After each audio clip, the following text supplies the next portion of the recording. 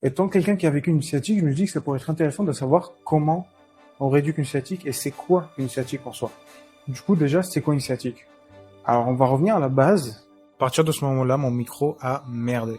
Il a complètement lâché, donc je vais vous expliquer tout depuis le début, parce que ça va être plus simple pour vous et pour moi. Donc, le début, c'est une hernie discale. Une hernie discale, c'est quoi? Il faut comprendre que la colonne vertébrale est constituée donc de plusieurs vertèbres. Entre chaque vertèbre, on a un noyau, ok, on a un coussinet, moi j'appelle ça un coussinet. Ce coussinet-là, en fait, c'est ce qu'on appelle le disque intervertébral. Ce disque intervertébral, en fait, c'est un liquide. À l'intérieur, il y a un noyau.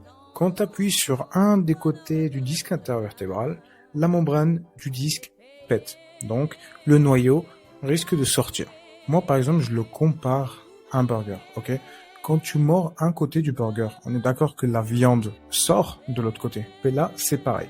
Par contre, au lieu que ce soit de la viande, c'est le noyau du disque intervertébral qui sort. Quand il sort, il pince un nerf qu'on appelle donc le nerf sciatique qui passe de la tête au pied. Et donc, c'est ça qui crée la douleur. Alors, pourquoi les coachs sportifs vous disent de rééduquer une sciatique et non de se reposer?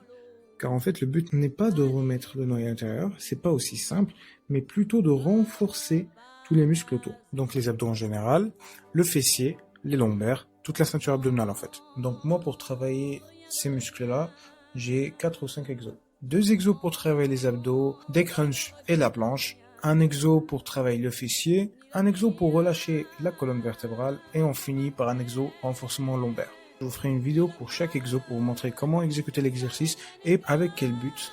Si vous avez une question ou quelque chose qui vous paraît encore flou, n'hésitez pas à poser la question en commentaire et je n'hésiterai pas à y répondre.